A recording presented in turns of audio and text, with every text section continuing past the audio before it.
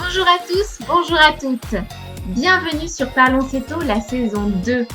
Ce podcast dédié à l'alimentation cétogène dans lequel on partage avec vous notre savoir, notre expérience, mais aussi nos astuces pour adopter une alimentation faible en glucides qui va finalement à l'encontre d'une société qui invite à consommer encore et toujours plus de sucre. Ici, on échange entre nous, mais aussi avec vous. Et puis, on vous invite à vous mettre à table avec nous à travers des recettes savoureuses qui fleurent bon la gourmandise. Ce podcast, il est de nous à vous pour vous informer, vous accompagner. Allez hop, c'est parti!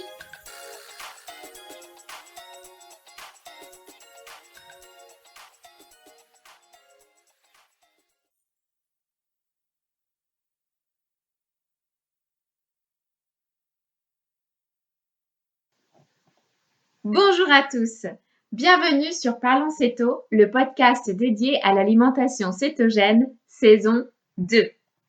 Aujourd'hui, c'est un épisode particulier que l'on partage avec vous, puisque nous allons vous donner la parole. Vous le savez maintenant, notre credo, c'est le partage et l'échange, par le biais de nos épisodes, mais aussi de rencontres avec vous autour de victuailles cétogènes. C'est pourquoi on vous emmène avec nous à la rencontre d'auditeurs pour qui l'alimentation cétogène a été un véritable tournant dans leur vie. Aujourd'hui, c'est Soumia que nous rencontrons. On écoute son histoire. Bonjour Soumia. Hello. Alors, bienvenue à toi sur le podcast Parlons Céto. Merci de m'avoir invité. Et merci à toi d'avoir accepté de témoigner sur ton parcours avec l'alimentation cétogène. C'est avec plaisir. Alors, est-ce que tu pourrais te présenter brièvement ? Alors, moi, du coup, c'est Soumia, j'ai 29 ans, je suis enseignante, et puis voilà. Ok. Et alors, pour quelle raison as-tu entamé l'alimentation cétogène ? Pour quelle raison as-tu fait ce choix d'alimentation ? Alors moi, c'est vraiment un coup de chance parce que pour le coup, j'avais pas mal de problèmes de santé début 2017, grosse fatigue, les migraines depuis toujours, donc ça, je faisais plus trop attention, mais c'était surtout une grosse fatigue, quelle que soit la durée de sommeil que j'avais, quelles que soient mes activités, j'étais épuisée. Donc j'ai été voir le médecin pour faire un bilan sanguin. Et il se trouve que je suis tombée sur un médecin qui, sans le nommer, parce qu'à l'époque il m'avait pas du tout dit dans quoi je me lançais, c'est pour ça que je me souviens même plus à quel moment exactement, quel jour exactement j'ai pu commencer, c'est qu'il m'avait conseillé en fait de réduire ma consommation de glucides au maximum pour voir quel effet ça allait avoir sur moi. D'accord. Et bon, quand il me dit ça, je me dis oh, qu'est-ce que c'est les glucides déjà? Tu Et m'étonnes. en fait, 3 ans plus tard, c'est super. Ok. Du coup, toi, tu l'as plus fait, on va dire, pour un objectif santé, améliorer, on va dire, ton énergie au quotidien, améliorer tes migraines, c'est ça ? Exactement, oui, c'est ça. C'est vraiment l'énergie, c'est l'alimentation de test pour un peu voir, essayer de régler ce qui n'allait pas chez moi. Et en fait, le test s'est transformé en vie, quoi. Ouais. Ok. Et du coup, est-ce que tu estimes qu'aujourd'hui tu as atteint les objectifs pour lesquels tu t'étais lancé dans ce mode d'alimentation ? Ah, mais totalement. C'est-à-dire qu'au bout de 3 semaines, je me voyais plus vivre autrement, en fait. Ah oui. Ah oui, clairement. Aussi, en fait, ça s'est fait aussi rapidement que ça au final. Voilà, En pour un 3 truc que je ne semaines. connaissais pas du tout, vraiment, au bout de 3 semaines, quand tu te rends compte que... Parce que moi, vraiment, c'était pour la fatigue pour laquelle je m'étais lancée dedans. Et au bout de 3 semaines, je me rends compte que j'ai pas pris un Doliprane depuis au moins 2 semaines, que j'ai plus de migraine du tout. Là, tu dis, c'est pas possible, c'est magique. Ouais, Ah, non, c'est clair. Et alors du coup, vu que au final, tu ne connaissais pas grand-chose, quelles étaient les ressources qui t'ont permis d'apprendre et de progresser dans ce mode d'alimentation ? Alors au départ, le médecin il m'avait filé, je pense que c'était les listes de Team Nox, c'est les listes vertes, orange, rouge. Donc voilà, je me référais à ça pour savoir quel aliment je pouvais consommer, lesquels je ne pouvais pas. Après, alors moi il m'avait dit tu réduis les glucides au maximum. J'écoutais et religieusement, c'est-à-dire que je mangeais un tout petit peu de légumes, de la viande, et il me disait de pas hésiter à rajouter du gras, donc voilà, je faisais cuire ma viande dans du gras, je mangeais un peu de légumes et j'étais très contente, quoi. Ouais. Je pense que tu as eu vachement de chance en fait de tomber sur un médecin qui prône un peu ce mode Bah d'alimentation, qui a totalement. su Bah t'orienter. totalement, surtout qu'il me l'a pas du tout vendu comme. Enfin, je pense que ça m'aurait rebuté s'il m'avait dit voilà, faut que tu changes drastiquement ton alimentation, faut que tu fasses ça, ça s'appelle comme ça. Je pense que j'aurais un peu flippé à l'époque. Hmm. Moi, il m'a juste dit écoute, on fait un test pendant il m'avait dit un mois. On devait faire une prise de sang au bout de 2 semaines. Il m'avait dit pendant un mois, voilà, tu réduis les glucides au maximum. Et du coup, bah, une fois que j'ai vu que ça fonctionnait, forcément, je commence à me renseigner sur ce que ça peut être. Mhm. Et à l'époque, les seules sources que je trouvais en français, bah, c'était Eat Fat to Be Fit, Oui, le blog Pépites qu'ils avaient. d'or. Ah ouais, ouais, c'était, t'avais toutes les infos du monde, de la terre. Du coup, ils se conseillaient des bouquins à lire, donc au fur et à mesure, je me suis mis à lire pas mal de bouquins. Et c'était quoi? C'était le bouquin de Karl Mutter, les Mhm. glucides. Ces glucides qui menacent notre cerveau. Voilà, c'était qu'est-ce que j'avais lu à l'époque? Le livre de Nina Teicholz, Oui, ouais. c'était Big Fat Secret, je crois, ou Big Fat Mhm. Surprise.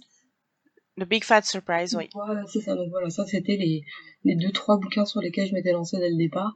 Et après, au fur et à mesure, tu cherches des articles par-ci par-là. Plus tu rentres dans l'alimentation et plus tu te rends compte que waouh, il y a ça aussi qui est en jeu. Waouh, il y a ça aussi qui peut fonctionner. Enfin, ça s'arrête jamais en fait la connaissance.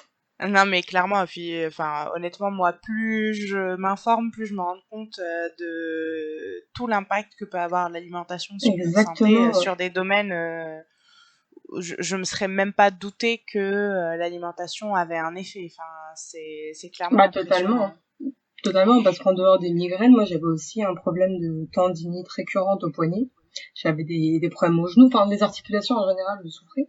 Et bon, bah Mhm. pour moi c'était une faiblesse génétique et puis tant pis quoi. Et en fait, Ouais. bah Tu as appris à vivre depuis avec. 3 ans, bah j'en ai plus en fait. Ouais. Et ça, je m'en serais jamais douté. Et du coup, est-ce qu'il y a d'autres choses que tu as remarqué aussi, que cette alimentation t'a apporté, mais auxquelles tu ne t'attendais pas? Donc, tu nous as parlé de tes douleurs articulaires. Est-ce qu'il y avait d'autres choses un peu surprenantes? Bah, alors maintenant, je m'en rends plus trop compte parce que ça fait longtemps. Mais au départ, ce qui m'avait choqué, c'était le fait qu'après un repas, bah t'étais pas obligé d'être ballonné en fait. Je me rendais même pas compte que j'étais ballonnée ou que j'avais des petits soucis. Enfin, je m'en rendais pas compte parce que c'était quotidien. Et c'est à partir du Ouais. moment où ça disparaît que tu te dis, waouh, il y avait ça aussi. Donc ouais, les migraines, les articulations, bah, un mieux-être général. Et Ouais. puis, comme je te dis, moi, c'était pour l'énergie, le sommeil. Je dormais très peu, je faisais des insomnies très récurrentes. Et même quand je dormais bien, je me réveillais, T'étais pas en je pétais forme. pas la forme du tout. Et maintenant, le matin, il me faut une minute pour me réveiller, quoi. Hmm. Et hop, je suis au taquet. J'ai Et pas tu es besoin de, opérationnel tout de voilà, j'ai suite. pas besoin d'une demi-heure pour émerger. Ensuite, le pic à 10 heures. Non, non, ça existe plus, ça. C'est l'énergie Oui. constante toute la journée. Et puis après, quand je suis fatiguée, je suis fatiguée. Et voilà, le dos est plein neuf. C'est bien. Donc, du coup, oui, tu as gagné un peu, on va dire, une certaine une meilleure Ah, connaissance de ton état général. totalement, Tu apprécies mieux ton état ah, général, on va dire. totalement. C'est un confort de vie global, en fait. Ouais. Dans tout. Et du coup, par rapport à ce mode d'alimentation, est-ce que tu as eu des incompréhensions au début ou des questions de ton entourage? Bah, les questions, c'était surtout, oui, mais tu vas pas faire ça toute ta vie. Ah oui, mais c'est trop restrictif. Ah oui, mais on peut pas ne pas consommer de glucides toute sa vie. Alors après, le fait que ce soit un médecin qui m'ait conseillé et que j'ai été suivie dès le départ, fait que les gens autour de moi l'ont tout de suite compris et n'ont pas jugé. Je pense que si je Mhm. l'avais commencé pour une autre raison, il y aurait eu beaucoup plus de jugement, beaucoup plus de mise en garde. Attention, tu sais pas ce que tu fais, ça peut être Ouais. dangereux. Mais là, pour le coup, comme j'ai été suivie dès le départ, non, j'ai pas eu ce problème. Ouais, il y avait quelque part un peu cette espèce de saut de Voilà, qualité c'est ça. prescrit par un médecin. C'est bon, Exactement. je Donc sais ce que il y je a un fais. gage. Ouais, Mais ouais, d'accord. voilà. Donc les questions, c'était vraiment, mais comment tu fais pour en tenir tu vas tenir comme ça toute ta vie, mais ne plus manger de patates, je pourrais pas. Enfin, c'était plus des questions d'incompréhension sur comment tu vas faire sur la durée. Mais sinon, non, Ouais. pas de Et type alors de du coup, questions. comment tu gères maintenant sur la durée? Qu'est-ce qui a été le plus compliqué pour toi par rapport au fait de tenir aussi longtemps? Ou le plus Ben, simple, hein? Qu'est-ce qui Alors, te fait tenir en fait?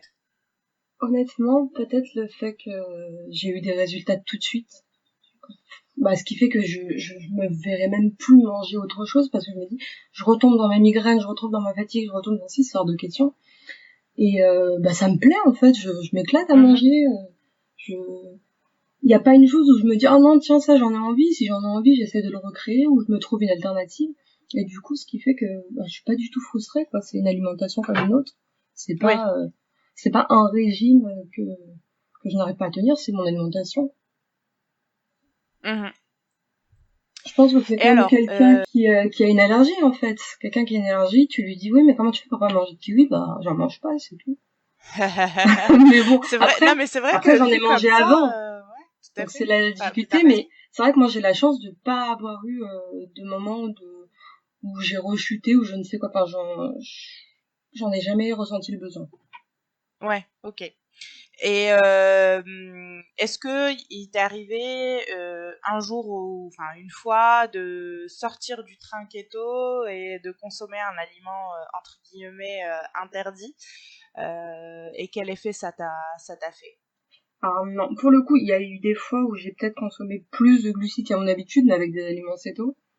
Mhm. Et du coup, ouais, peut-être des petites périodes de mou, des choses comme ça, mais j'ai jamais consciemment mangé une barquette de frites, par exemple, tu vois. Ouais. Mm. Donc, je pense que oui, il y a des périodes où je mange un peu plus de glucides et du coup, je m'en rends pas trop compte, hein, peut-être. Mais, non, j'ai jamais fait d'écart conscientisé. D'accord. Enfin, moi, j'appelle ça des écarts, mais après. Oui, non, après c'est on va dire un choix différent Voilà, de. c'est ça. Moi, en fait, du fait que sur ma santé, enfin, je pense que ça peut avoir des conséquences que je ne souhaite pas avoir, bah, j'ai jamais Ouais, pensé à le faire, en fait. ouais. Oui, c'est sûr. Tu es convaincu à tel point que Ah ouais, tu ne souhaites totalement. pas revivre l'état dans lequel tu étais avant, quoi. Exactement, c'est ça. Je repense Mm, juste aux migraines, je me dis, mais comment j'ai fait pour vivre ça pendant plus de 10 ans, quoi. Non, mm. non, non, plus jamais. Plus jamais. Alors, je crois savoir que tu as un blog sur Oui, lequel tu as listé pas mal de recettes. oui. Comment ça t'est venu de partager tes recettes sur ce blog? Bah, au départ, tu sais, t'as tes listes d'aliments autorisés, de choses que tu peux faire, puis je commençais à me renseigner, à découvrir, bah, grâce à Fatubifit notamment, la Tapsican, et du Mhm. coup, à me rendre compte que, ah, il y a ces aliments-là que je peux intégrer aussi. Donc, tu fais des tests en cuisine. Sauf que les tests 2 semaines plus tard, ah ouais, c'était pas mal ce que j'avais fait, mais comment j'ai fait déjà? Qu'est-ce que j'avais mis exactement? Donc, bah, pour pas oublier mes tests au fur et à mesure, je les notais. Et puisque je les notais, bah, je me suis mise à les partager au début sur Facebook. Voilà, dès que je faisais une recette que j'aimais bien, je partageais les aliments, les ingrédients. Et puis, en fait, je me disais, mais tout est perdu, quoi. Le truc que j'ai posté il y a 2 semaines, faut que je retrouve le post, comment je vais faire, qu'est-ce que j'avais mis déjà? Donc, je me suis dit, tiens, je vais tout mettre sur un blog, comme ça. Moi, je peux m'y retrouver mes recettes. Et ceux qui savent pas trop comment s'y prendre, bah voilà, au moins ils ont un petit recueil sur lequel ils peuvent aller pour découvrir de nouvelles recettes. Ah bah clairement, moi je sais que avant même de te rencontrer, j'avais testé ta recette de pain au lin et je l'avais trouvé géniale, hyper facile à faire. Mais c'est Je ça me en fait. souviens même du jour où on s'est rencontrés où je t'ai dit merci pour la recette du pain avant toute Ah mais chose. tu vois, ça me manquait pas de plus manger de pain. Mais j'étais tellement contente de pouvoir en remanger. Non mais c'est ça en fait, c'est que au début ça te manque parce que au final c'est plus une habitude qu'on a de Voilà, manger c'est du ça, pain. c'est ma salade, comment je vais faire pour saucer à la fin. Enfin, juste Exactement. comment je Perdre fais tout ce pour bon changer gras, ce dont j'ai l'habitude. Mais c'est c'est pas clair. mal de pouvoir le retrouver au final. Enfin, moi j'aime bien. Alors du coup, tu dirais c'est quoi ton plat salé préféré en céto? Oh là là là là là là. Attends, ce que je vais Dur, faire, dur c'est que je choix. vais t'en donner un en été et un en hiver. Ça te Ok, laisse un vas-y. peu plus de choix. En hiver, je partirais clairement sur un gratin, genre une parmigiana. Un truc Ah avec des oui, légumes et beaucoup de fromage. Voilà, d'accord. la Ouais. base. Une raclette, une tartiflette, une aviflette, une poireauxflette, peu importe, mais ouais. Un légume et beaucoup de fromage. Uh-huh. Et en été, ce serait grillade salade. Grillade salade. Ah ouais, j'avoue que Grillade ça salade, c'est moi aussi c'est mon voilà, truc que sur, enfin moi c'est plutôt la grillade d'ailleurs, mais oui, grillade tout court. Moi, la salade, j'aime bien. ça apporte un petit peu de Oui, couleur. oui, oui. Et en sucré? En sucré, tu me dis, j'ai plus le droit de faire. De recettes sucrées, j'en garde une seule. Le cheesecake. Le cheesecake. Ouais, le cheesecake, je peux le décliner de différentes manières. Donc ouais, le cheesecake. C'est vrai qu'en c'est ma plus, base. c'est bon, ça. Ouais.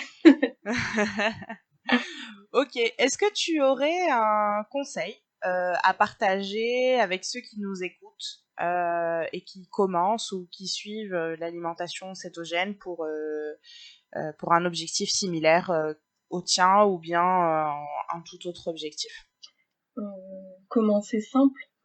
Et même si on a commencé depuis longtemps, mais qu'on se rend compte qu'on n'a pas de résultat ou qu'on on sait pas trop où aller, repartir sur les bases. Enfin, moi, vraiment, quand je dis que j'ai commencé simple, c'est que j'ai dû commencer en février, et peut-être jusqu'au mois de juin, je mangeais que des légumes, de la viande et du gras, quoi. Enfin, alors c'était pas monotone parce que je changeais des légumes, je changeais la viande, je changeais des types de gras, je mangeais du fromage. Moi, le fait de ne pas renoncer au fromage, ça m'a sauvé la vie, ça aussi. Hein. Clairement, s'il m'avait dit par contre, t'as plus le droit au fromage, je ferais un humour, moi, c'est mignon, mais on va trouver autre chose. Je te comprends tellement. Mais là, pour le coup, le fromage, c'est bon. Donc ouais, du fromage, de la viande, des légumes, et voilà, tout va rouler. Et puis incorporer petit à petit des aliments, faire des tests, mais pas se compliquer la tâche dès le départ, et pas partir du supposé que parce qu'on entend souvent ça, oui, mais la diète céto c'est super cher, la poudre d'amande, ceci, cela. Mais en fait, on n'a pas besoin. Hein. C'est un plaisir, ça fait du bien, mais la plupart de mes repas, il n'y a pas de farine d'amande, quoi. Ouais, non, mais c'est clair. En fait, souvent, en plus, on le voit peut-être un petit peu plus maintenant dans la sphère céto, c'est que les gens qui se lancent tout de suite dans oui, c'est ça aussi. Des tests de plein de recettes. C'est ça aussi. Enfin, moi, je sais que, justement, j'ai acheté petit à petit. Je me suis dit, tiens, un paquet de farine de coco. Je l'ai acheté, je l'ai même pas utilisé au départ, parce que je savais même pas comment l'utiliser. J'avais tenté une recette, tu sais, en remplaçant bêtement la farine de blé par la farine de coco. Donc, échec total. Et du coup, j'avais laissé le paquet traîner pendant une éternité.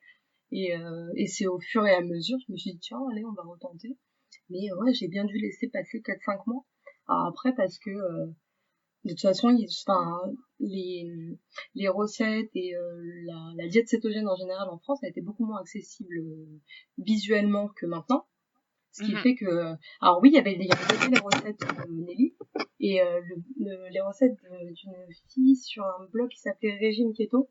Enfin, qui s'appelle toujours Régime Keto d'ailleurs. Donc voilà, c'était mes deux bases. Le blog de Maacine. Voilà. Mais déjà, le fait que ce soit des blogs, enfin à l'époque, j'avais pas Insta. Facebook, j'y allais pour lire les commentaires, pour les témoignages, des choses comme ça. Il y avait moins de photos. Quand tu parles de Facebook, tu parles de l'ancien groupe Facebook de Eat Fat. Voilà, ouais, c'est ça, et le groupe Régime Keto. Hein. Donc, ah oui, c'est vrai. Il y avait un groupe tout à fait. aussi. Alors, je crois qu'il existe toujours, hein, je pense qu'il existe toujours. Il existe toujours. Donc voilà, c'était... Ah oui, c'est vrai que j'utilisais les groupes Facebook au départ. Parce que c'était les gens qui témoignaient, qui expliquaient ce que vous en étiez, qui donnaient leurs ressentis, qui donnaient leurs astuces. Et il y avait beaucoup moins de photos. Du coup, de par l'absence de photos, moi j'y allais pas tous les jours sur le blog côté recettes, sur le blog Fat to Be Fit, j'y allais pour lire justement les informations, les témoignages, des choses comme ci. Et du coup, c'est vrai que j'ai été moins tentée au départ et que c'est à force que c'est venu. Et du coup, j'ai pas eu de frustration au départ puisque pour moi, c'était comme ça. Ouais. C'était quelque part le mode d'alimentation qu'il fallait que tu suives voilà. pour et puis ça vaincre. Et clairement, et ça m'a fait du bien aussi de manger totalement autrement autant de temps. Ouais. Complètement. Je trouve aussi que ça aide à revoir sa relation à la nourriture en fait. Oui aussi. Parce qu'on repart sur des choses beaucoup plus simples et beaucoup plus adaptées, on va dire, à notre nature. Totalement. Et puis qu'est-ce que c'était facile quoi. Enfin, pour aller au boulot dans ma gamelle, j'avais des légumes et une viande. Voilà. c'est ça, mais même au niveau des courses, c'est trop simple. Oui, c'est ça. Il y a deux rayons quoi. Ouais. Le rayon frais et les légumes. Ouais, c'est clair. Et du coup, par rapport au fait que tu disais que certaines personnes disent au début que l'alimentation cétogène, c'est cher.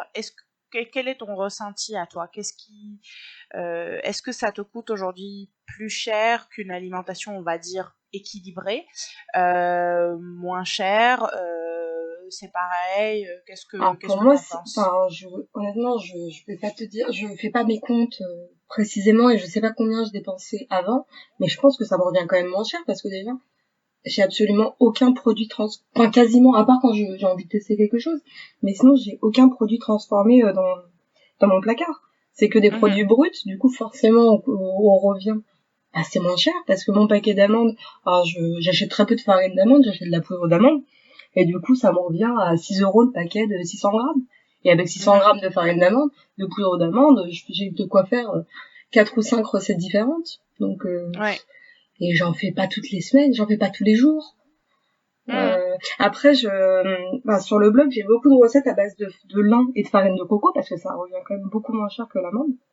Oui. Ah, c'est aussi pour ça que je m'étais tournée vers ces farines-là. Mais du coup, à part ça, c'est des légumes, c'est de la viande, c'est ce que t'as dans n'importe quelle alimentation. Les Ah pâtes mais en oui, moins, les complètement. biscuits en moins, enfin, tous les à côté en moins. C'est-à-dire que je vais pas aller au McDo, je vais pas aller dans tous les fast-foods, même si on peut le faire en l'adaptant, etc. Moi, ça Mhm. m'intéresse pas. Donc, je cuisine pratiquement tout toute seule. Donc ouais, non, franchement, ça me revient beaucoup moins cher qu'une alimentation dite normale. Mhm. Et est-ce que tu ressens une frustration quand on va dire, quand tu sors par exemple avec tes amis ou que tu es invité à un dîner ou voilà, comment tu arrives à gérer Bah, ça? alors pas du tout parce que si j'ai envie de quelque chose, je me le fais et je le ramène. Après, si on Mhm. sort dans un resto, etc., bah, je sais qu'il y a des choses que je peux pas manger et point. Mais ça me frustre pas parce que ce sera le temps d'une soirée. Tu vois, si je Mhm. partais pendant 6 mois dans un pays où l'alimentation elle est qu'à base de riz et que je peux pas manger autre chose, ouais, bah là, de toute façon, j'arrêterai la resto, je pense. Mais là, c'est pas le cas en fait. Si Mhm. c'est si tu pars 3 ou 4 jours en vacances et que t'as pas l'occasion de manger ce que tu as envie de manger, bah c'est pas grave parce que dans 4 jours tu rentres chez toi et c'est Ouais. bon, Et tu tu redémarres, tu te fais plaisir. Donc non, franchement, aucune frustration à ce niveau-là. Et si je suis invitée, bah je ramène un truc que je peux manger pour pas Mhm. mettre mal à l'aise la personne qui reçoit et pour pas me sentir à part. Après, si c'est une invitation de dernière minute que j'ai pas prévue, bah tant pis. Écoute, je mange ce Mhm. que je peux manger et je me rattraperai si besoin en Oui, rentrant. tu Et tu puis je remanges jeûne chez et ça me toi. fera du bien. Et du coup, vu que tu parles du jeûne, est-ce que c'est une pratique qui est courante chez toi? Est-ce que tu Ouais. fais du jeûne intermittent ou des jeûnes longs, des choses comme ça? Alors ça dépend vachement des périodes. Là en ce moment, en fait, depuis le confinement, bah le fait que je sois beaucoup à la maison, j'ai totalement changé ma façon de faire. En règle générale, quand je bosse, je suis en intermittent 16-8, c'est-à-dire que je vais manger mon repas vers... En vrai, je suis plus en un repas par jour qu'en 16-8, la plupart du temps. Parce que je vais manger mon D'accord. repas vers midi, et puis après, je bois du café toute la journée, quoi. Donc si vraiment j'ai faim en rentrant, je vais manger un truc rapidos. Mais sinon, ouais, non, je fais un gros repas à midi. Je fais toujours un bon repas à midi d'ailleurs. Mhm. Et parfois un petit goûter. Mais voilà, la plupart du temps, c'est vraiment un bon repas à midi. Alors là, après, depuis le confinement, le fait d'être à la maison et d'avoir plus le temps, euh, je vais faire mon repas vers 16-17 heures. Le matin, je me réveille, je prends un café au lait, un café crème, une chose comme ça. Puis après, Mhm. je fais un gros repas vers 16-17 heures. Et puis voilà. Mais et encore le café le matin, c'est plus par gourmandise parce que j'ai envie de me faire plaisir que parce Mhm. que j'ai besoin d'une dose d'énergie le matin ou je ne sais quoi. Non, c'est pas vrai. Oui, en fait, tu aimes vraiment le café, le goût du Voilà, c'est café. ça. Voilà, c'est ça. Ouais, ça me fait trop plaisir de boire mon petit café noisette. J'aime trop ça, donc c'est vraiment la gourmandise quoi. Mais sinon, non, je D'accord. pourrais tenir sans problème. Et du coup, de temps en temps, je me réveille et je me dis tiens, aujourd'hui, je vais tenter un petit jeûne. Et je me fixe pas d'objectif, mais juste bah je mangerai quand j'aurai faim ou quand j'en aurai envie. Hein, parce que la dernière fois, j'étais partie sur un jeûne, j'ai tenu 3 jours. Et puis j'ai cuisiné pour ma famille et ça m'a donné envie ce que j'ai fait. Donc j'ai fini par manger. T'as fini par manger. Voilà, je me fixe T'as aucune bien fait. règle. Je me fixe aucune règle. Je me dis pas, il faut absolument faire un jeûne de 24 heures ou un jeûne de 16 heures par jour parce que des fois je vais manger au bout de 20 heures. Des fois je vais manger au bout de 10 heures. C'est pas grave quoi. Mais par contre je mange Mhm. beaucoup moins qu'avant quoi. Enfin je fais Ouais. au niveau quantité je pense pas. Mais niveau répartition dans la journée, ouais, je vais plus Fréquence. tenter de faire un gros repas que Ouais. 5 ou 6 repas. Enfin, je fais plus 5 ou 6 repas par jour, quoi. Ouais. Ça n'existe pas, C'est les collations. les recommandations. Voilà, La le petit nutrition. déjeuner, goûter, dîner, non, c'est pas possible. C'est fini. Je- Juste une dernière question peut-être. Est-ce que tu as constaté des différences sur ton poids depuis que tu as changé d'alimentation? Ah oui, totalement. Totalement. C'est-à-dire que je m'en étais pas rendu compte au départ, mais c'est à force qu'on me le dise déjà. Viens, tu t'as Mhm. affiné. Ah ouais, peut-être. Et puis les pantalons, parce que je me pèse pas. Je n'ai même Ouais. pas de pèse personne à proximité. Mais tu le sens dans tes pantalons, dans tes habits, quand tu te rends compte que Ouais. ah non, ça me va plus. Ah mais même avec une ceinture, il tombe.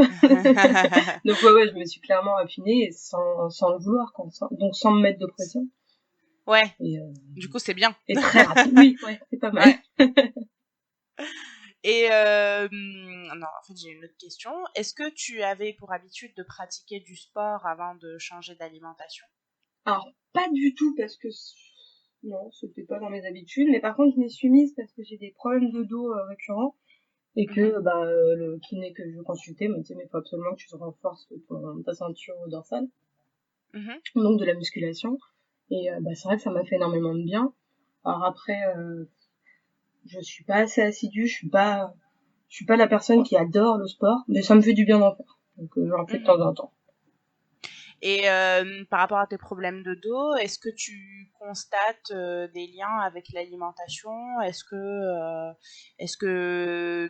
est-ce que, par exemple, c'est lié à certaines choses que tu peux manger, ou bien c'est vraiment lié à des postures Non, ouais, ou malheureusement, je pense pas que ce soit lié à l'alimentation parce que c'est même apparu, non, ça a apparu après? 1 an avant l'acétose, c'est n'importe quoi.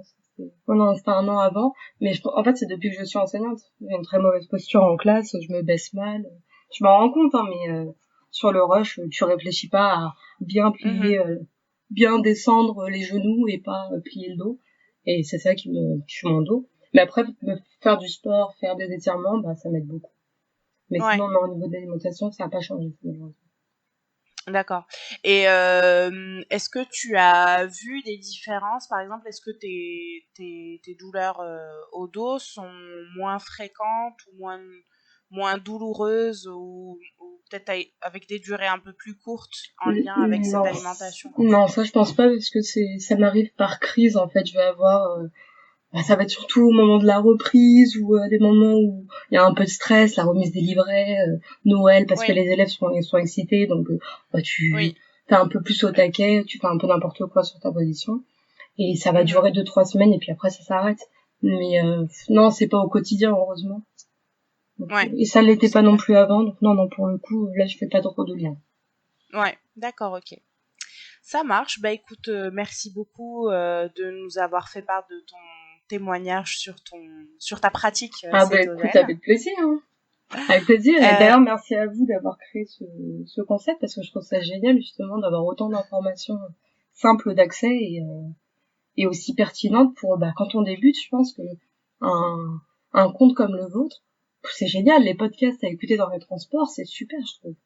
ah bah nous on y a pensé, mais clairement pour ça, Bah c'est oui. comment on fait pour avoir de l'information un peu dans les temps creux de la journée.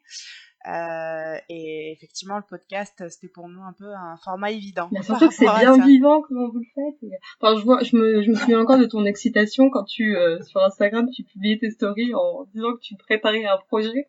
Et t'étais mais tellement heureuse de ce que tu mettais en place que on avait tous hâte, je pense, de découvrir ce que c'était. Et au final, Merci. moi, je suis bien contente que vous soyez lancés. Ah ouais, franchement, nous aussi, ça nous plaît bien de faire cet exercice-là. On trouve ça génial, on s'éclate, on s'amuse, et Et on clairement, apprend. on adore se retrouver pour faire le podcast. À chaque Ah fois, on bah se oui, dit tu bon, allez, m'étonnes. on va le faire en 1 heure, c'est bon, on est prête et tout. 3 heures plus tard, ah oui, en fait, je t'ai pas dit, j'ai testé ça. Donc c'est voilà, c'est éducatif et productif. C'est tout ce qu'on aime. Ouais, c'est ça. Moi, c'est ce qu'on essaye aussi de transmettre dans le podcast, quoi, que ça soit pas juste du descendant. Ah oui, totalement. Donc voilà. Mm. Bon, bah écoute, merci beaucoup encore une fois, et puis bah à bientôt. Est-ce que tu peux peut-être juste nous préciser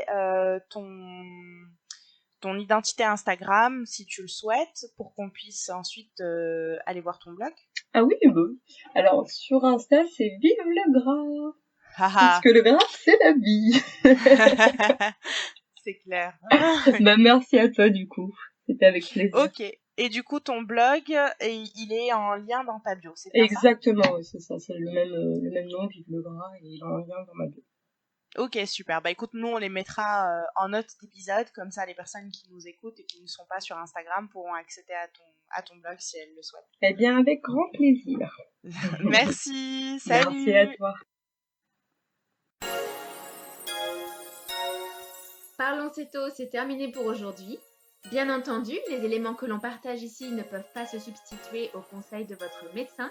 En cas de pathologie, nous vous encourageons à vous tourner vers un professionnel de santé. On se retrouve très vite et on vous embrasse. À très vite, bye bye!